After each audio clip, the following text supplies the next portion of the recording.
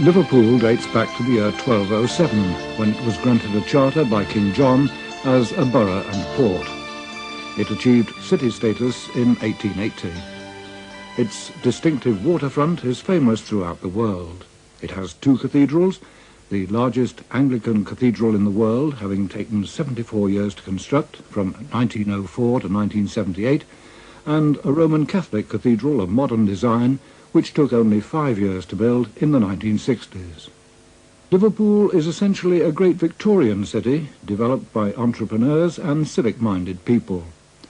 It has a vast number of listed buildings, with new ones of good design from the 1990s taking shape. Rodney Street, a street of doctors, is in one of 30 conservation areas. This could be Faulkner Street of a century ago, if only horse-drawn cabs were there instead of cars.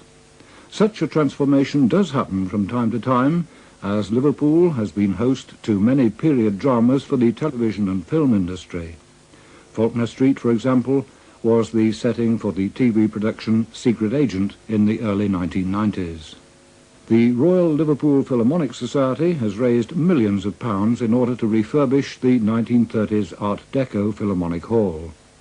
St George's Hall, built in the form of a Greek temple in 1846, was designed by a 23-year-old architect, Harvey Lonsdale. It's the centrepiece of a large group of neoclassical buildings, which include a museum, a library and an art gallery, all dating from Victorian times. Liverpool is also proud of its more recent sculptures, like Epstein's Liverpool Resurgent on Lewis's building, and those that commemorate the Beatles era in the area of the famous cavern.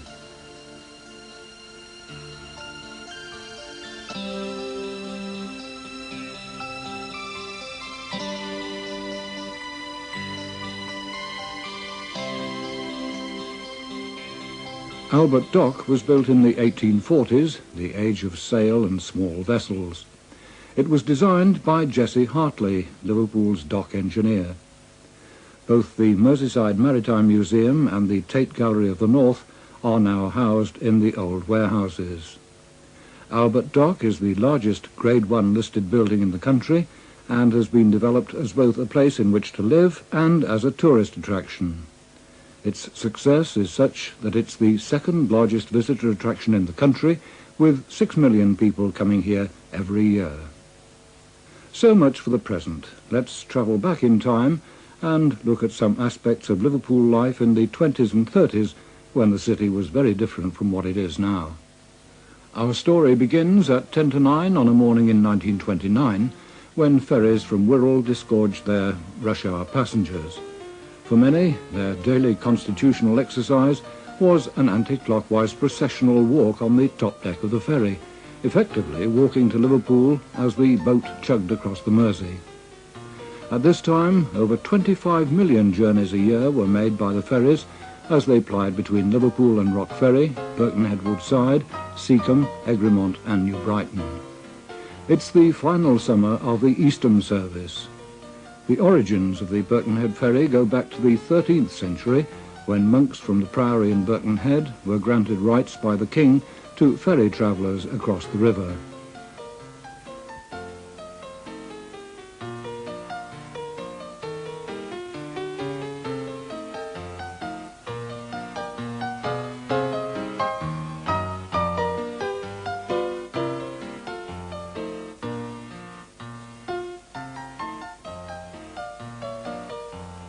Some people worked in offices close to the pier head. Others continued their journeys by electric trams, which ran frequently in all directions from 3 terminal loops. The first electric tram ran in 1898 and the last in 1957.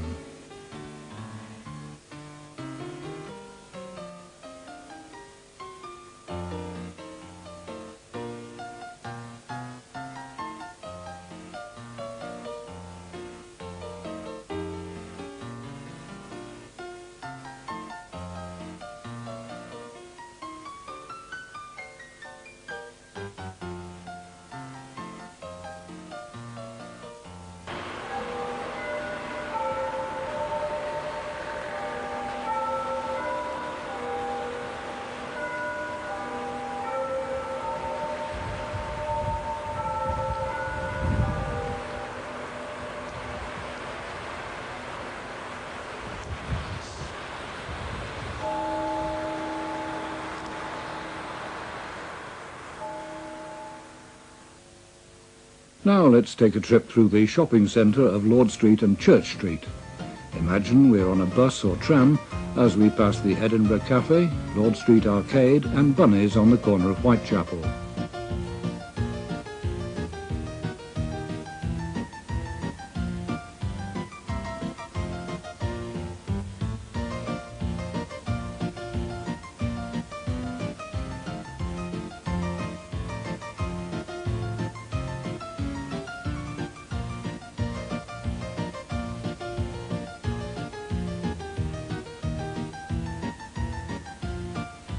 Marks and Spencer can be seen where they still are today, and street traders sell their wares outside, as they do today.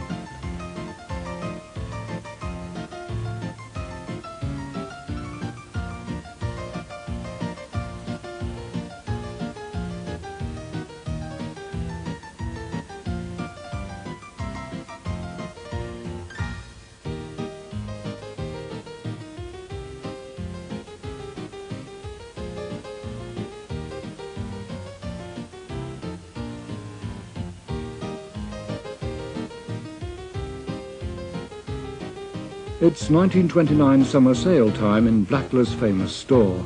Limousines line the roadway and trams pass by.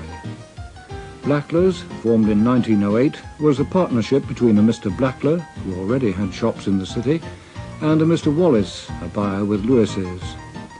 The store design was based on Galeries Lafayette in Paris, with balconies overlooking a central well. At the time, it was the biggest store in Liverpool. May 1941 saw the store gutted by fire as a result of city centre bombing, only to be rebuilt in the 1950s to the original design. It finally closed in 1988.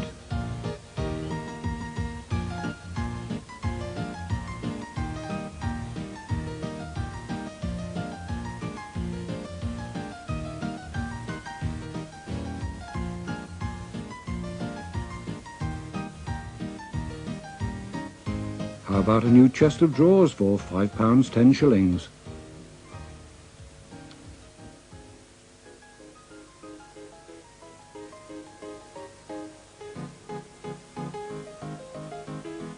(1930) and Blackler's cashiers take their annual outing paid for by the company. They're mostly young girls from 14 years of age. The event took place either in Liverpool or Wirral, but no records of the exact location seem to be in existence. The store would close for a full day on the usual Wednesday half-day closing for Liverpool shops.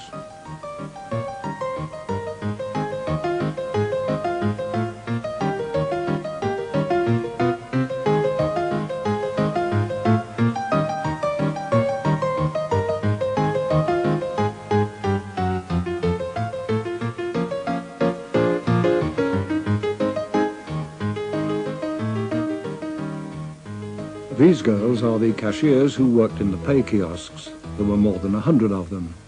The store, in its heyday, employed 1,000 people, so different from staffing levels in departmental stores today.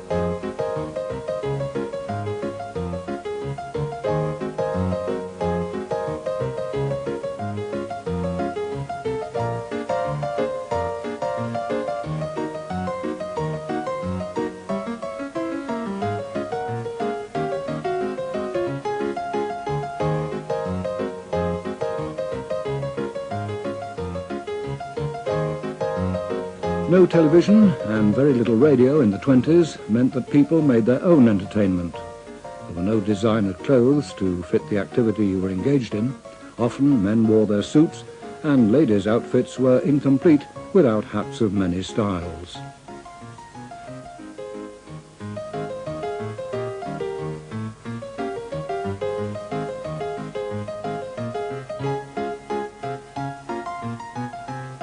Many of these young people may still be alive today, who knows?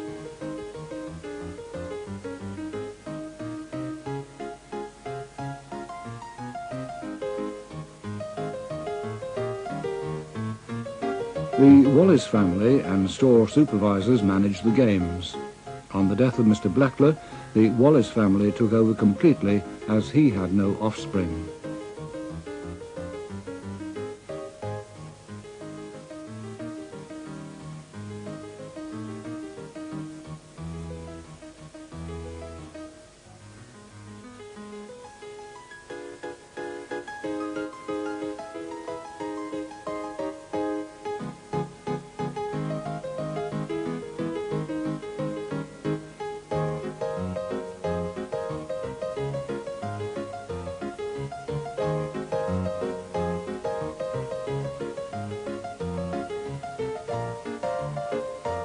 Many of the older generation of Liverpudlians have fond memories of Blackler's store, and it's sadly missed. Sefton Park was a pleasant haven in 1933. Regrettably, its famous palm house suffered wanton vandalism in the 1980s. It's the largest civic park in the country and is one of a ring of parks circling the city and constructed in Victorian times. Parks of this type were often financed through the sale of high-quality housing on the periphery of the park. It was a gathering place for mothers and nannies with babies in deep-sided prams with small wheels.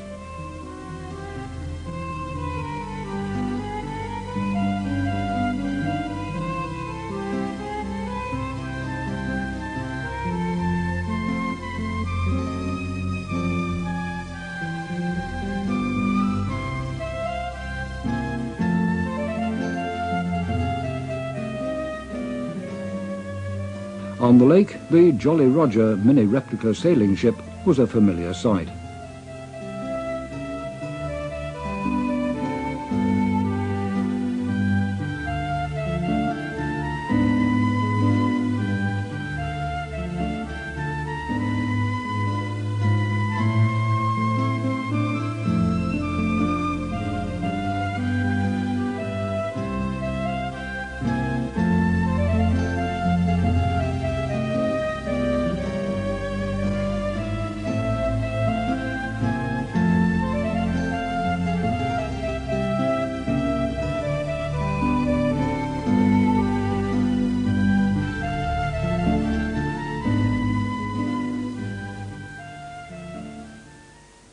In the 30s, Sefton Park's lake regularly froze over, the winter of 1933 being no exception.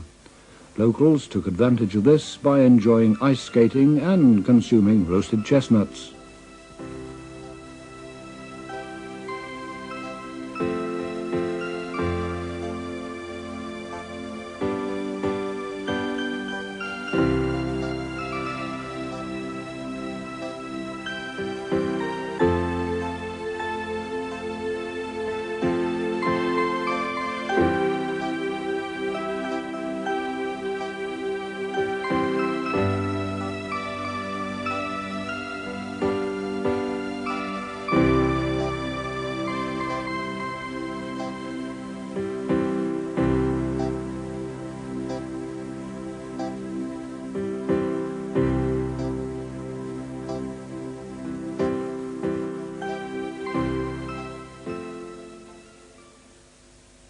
Disaster in July 1933. The Philharmonic Hall is destroyed by fire. The Liverpool Philharmonic Society was founded in 1840 and by 1849 had raised funds to open this building, now gutted by fire. By 1939, the present hall was built in the Art Deco style by Herbert Rouse. To this day, a hydraulic cinema proscenium can be made to rise from beneath the platform to convert the hall into a 1930s cinema. It's the only operating proscenium of this type in the world.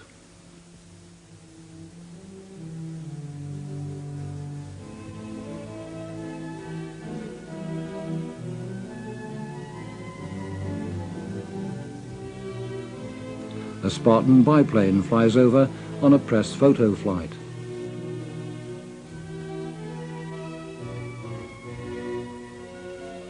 July the 1st, 1933, and Liverpool Airport is opened by Lord Londonderry, Secretary for Air.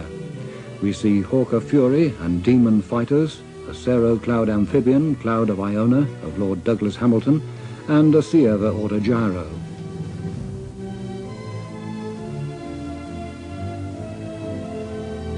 Parachutists drop from a Fokker F-7.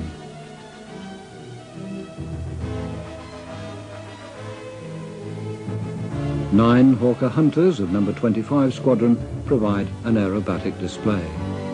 3 are tied together in one daring stunt. Note the experimental Fairey long-range monoplane which had flown 5,000 miles non-stop earlier in the year. The Hawker Furies end our sequence with a flypast.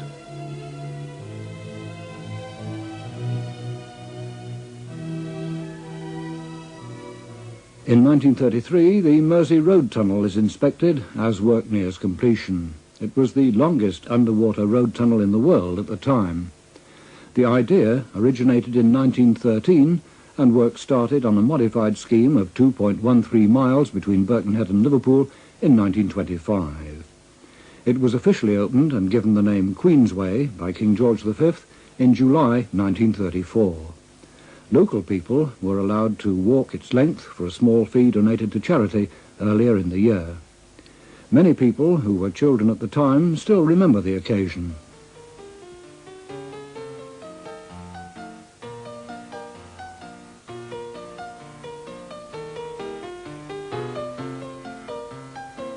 Officials visit Otterspool Promenade area in 1933 as work progresses on land reclamation on an area used for dumping the city's rubbish. The result was the fine promenade we have today.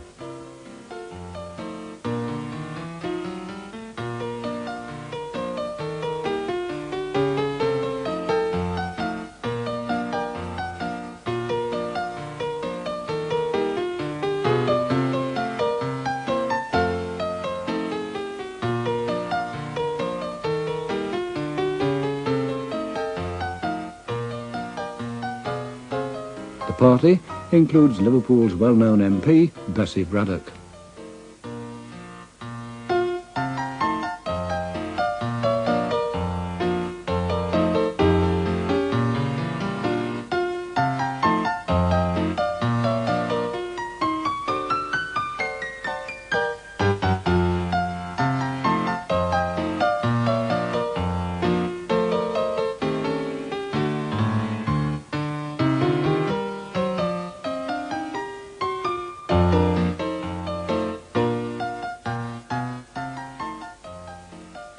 Using only simple tools and with no protective clothing, footwear or helmets, digging up roads to lay electricity cables was hard work.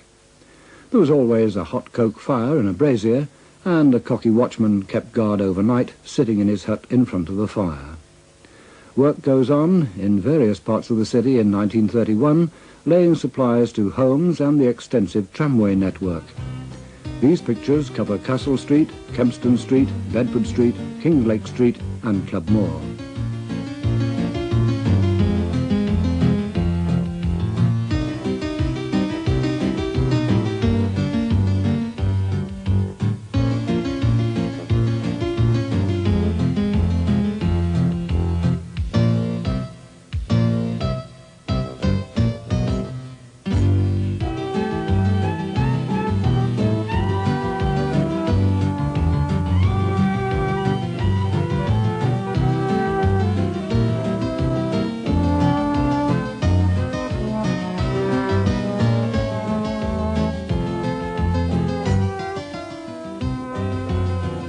Rural supplies at Tarbock are provided by poles with overhead cables fixed.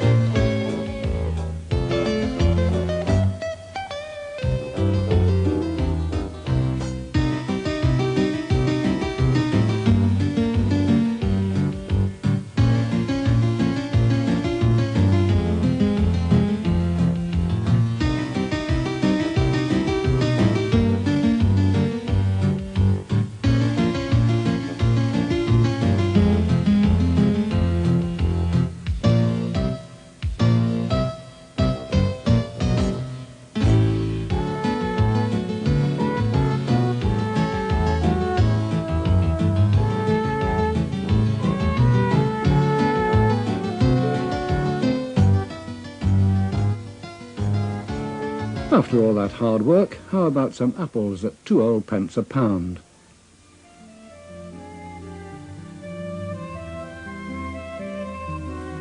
And the park is the place to eat them.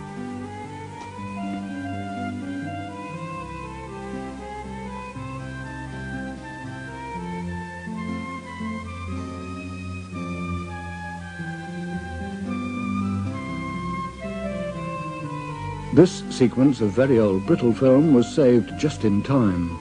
It shows the May Day horse parade along Lime Street approaching St George's Hall sometime in the 20s.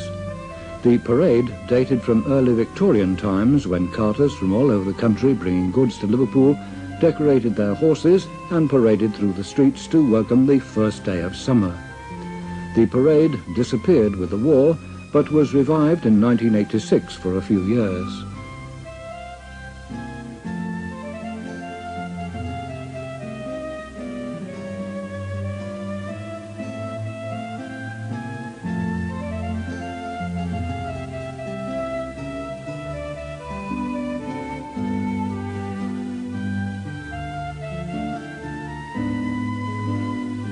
In the background is the Northwestern Hotel and then Frisbee Dyke's shop in Clayton Square.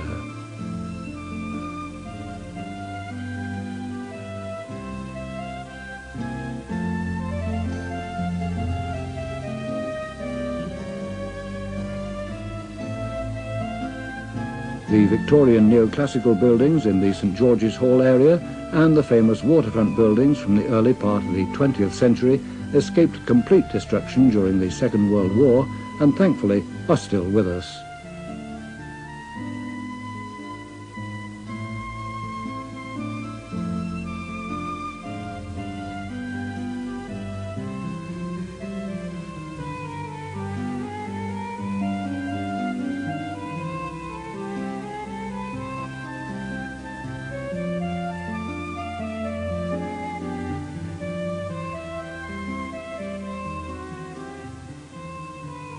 Opened in 1893, the Liverpool Overhead Railway, the first overhead electric railway in the world.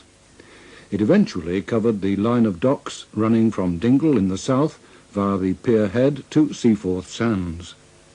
It provided good access from the southern residential areas to the docks and the city's commercial area.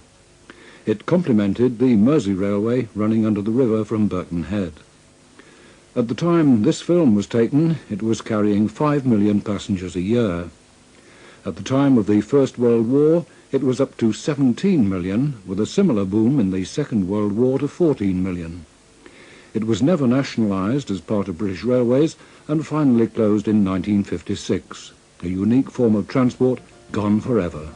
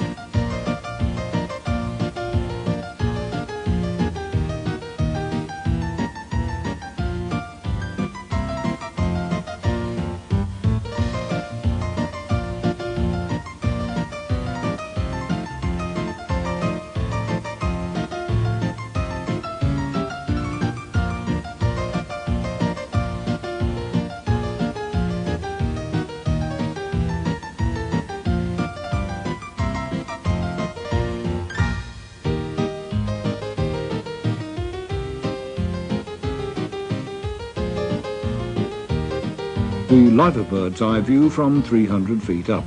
In the distance, the Anglican Cathedral can be seen under construction.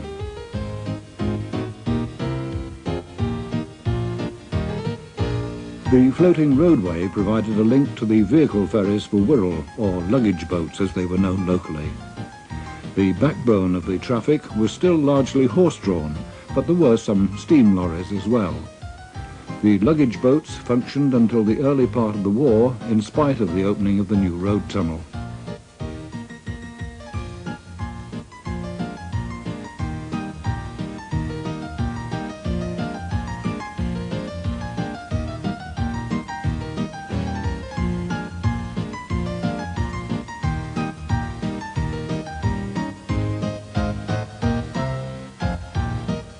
The passenger ferries were very busy all day long, running every 10 minutes on some routes.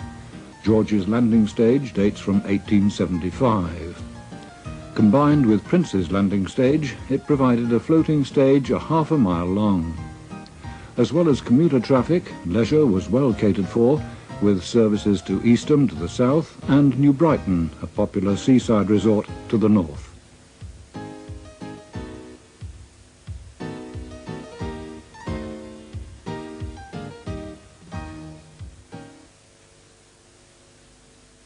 Let's now take the overhead railway along the docks north of the pier head. The advertising said it affords a panoramic view of 6.5 miles of the finest docks and shipping in the world. The year is 1929, and Liverpool is the principal seaport of industrial England.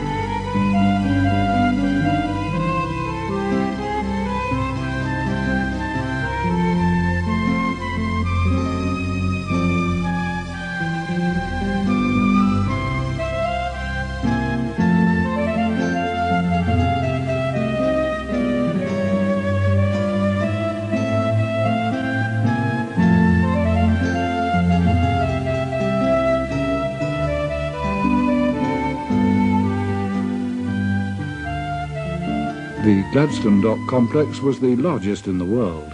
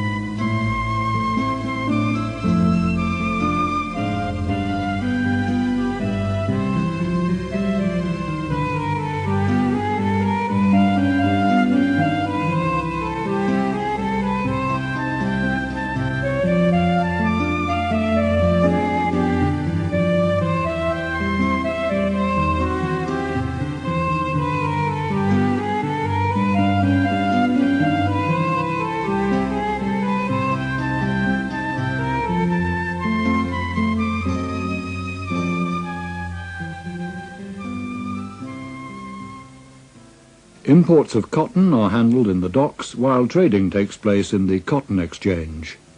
Nearly half of Britain's exports pass through the Port of Liverpool.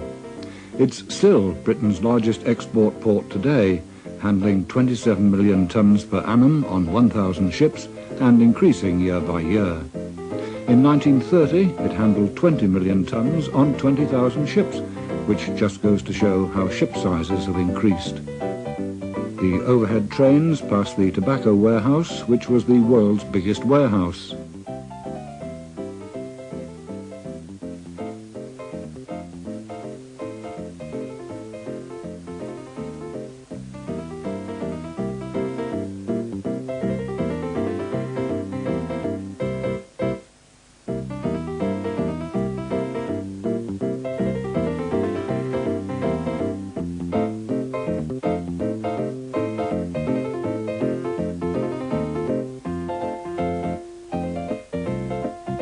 Fruit imports were dealt with at the fruit exchange auctions and would be in the shops on the same day.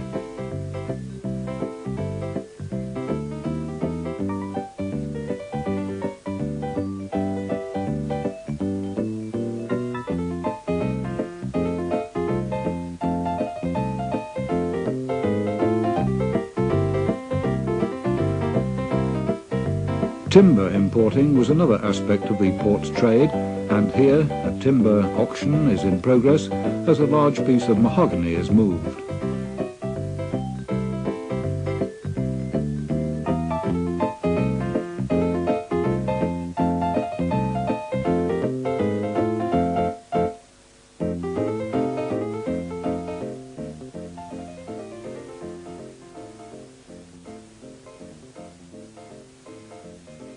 Livestock and frozen meat came from places such as Ireland, New Zealand and Australia.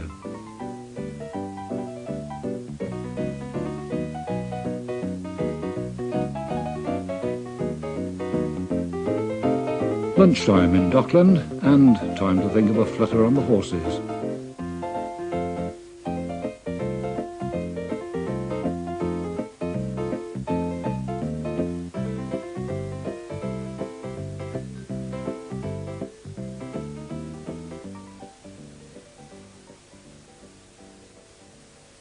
They're off. The Grand National has taken place at Aintree since 1839. It was so popular that special trains would come from all parts of the country to be stabled in sidings alongside the course. Just over 4 miles long, it's just as famous today as it was 60 years ago.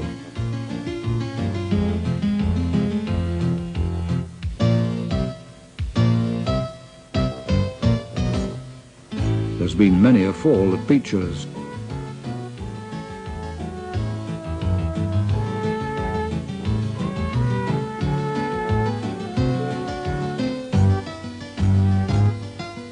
The 1929 winner was Gregallach at 100 to 1.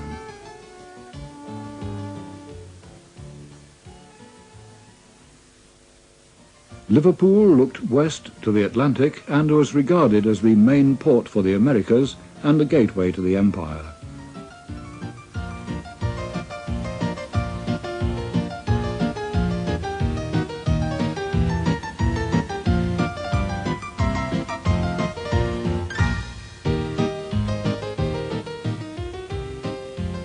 Prince's Landing Stage was the place for transatlantic liners and passenger ships to West Africa and other parts of the world.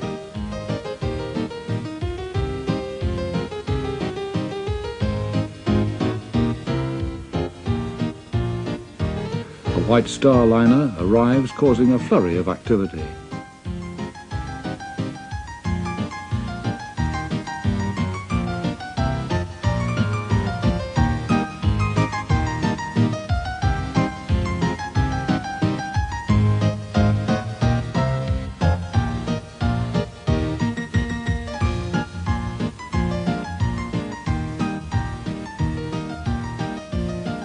At Riverside Station, alongside the landing stage, the majority of passengers would board a special train for London. Special trains to and from London were timed to link up with the departures and arrivals of all major liners. The 20s and 30s were the heyday of the great liners. Air travel gradually took over their role after the war.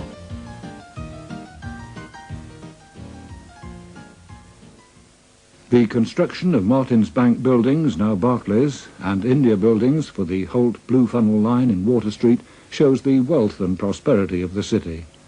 Both were under construction at the same time in 1929, and both were designed by Herbert Rouse.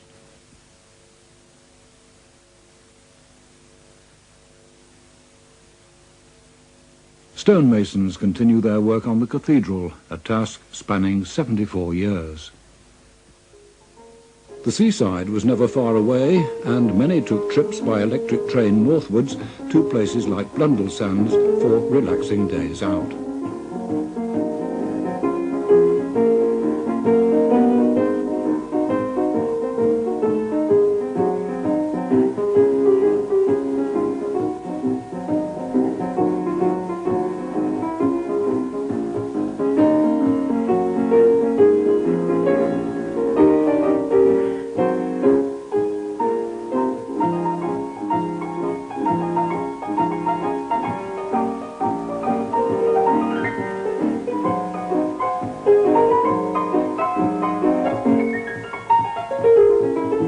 Alternatively, you could take the ferry to New Brighton on the Wirral coast, or, if you were more comfortably off, go by chauffeur-driven car to your beach hut on Harrison Drive.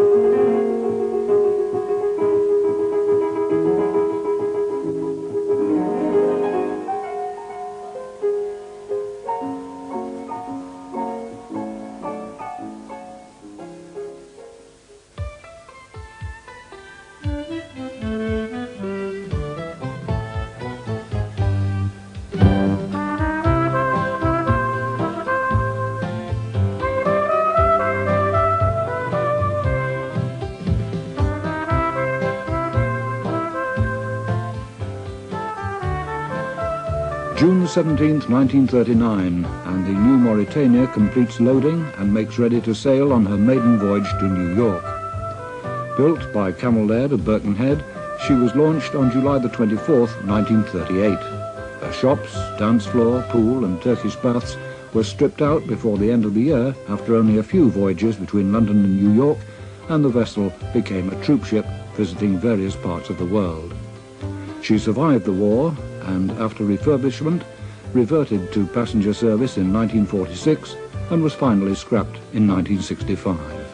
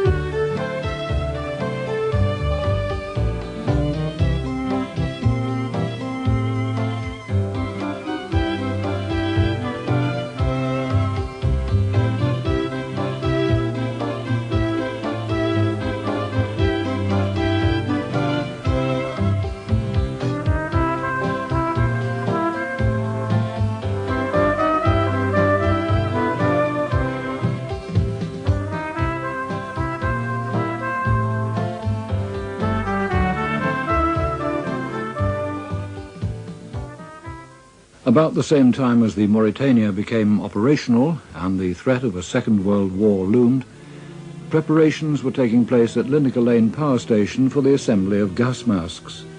Shortly after war broke out, everyone in the country was issued with one that had to be carried with you wherever you went.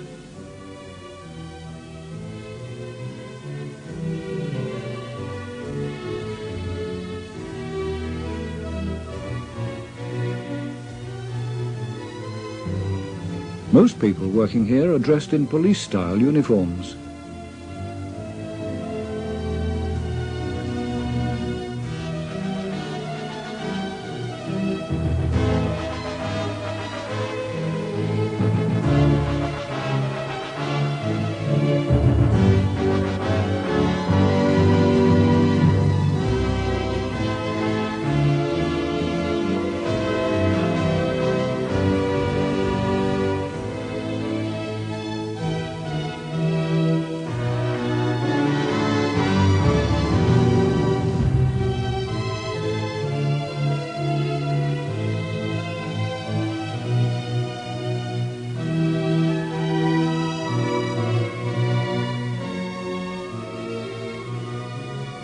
kits for assembly came in airtight tins.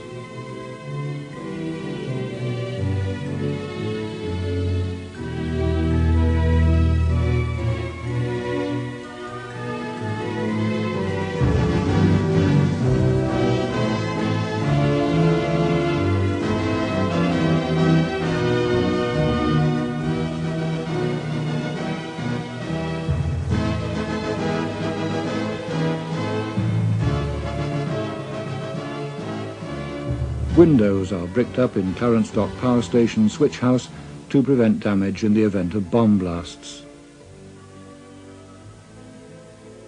A Lewis gun post is mounted on the roof.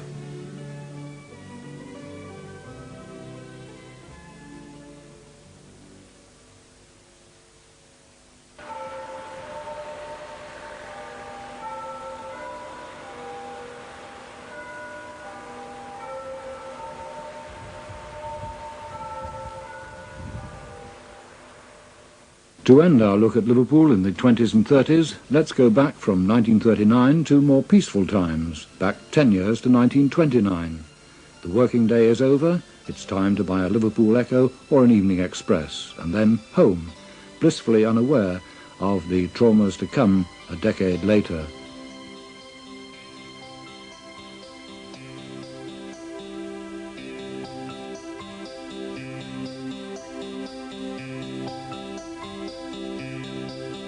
As always, the people of Merseyside and Liverpool would step into and survive the uncertainties and adversities of the future with a resilience and humour which have for so long been the hallmark of this great city.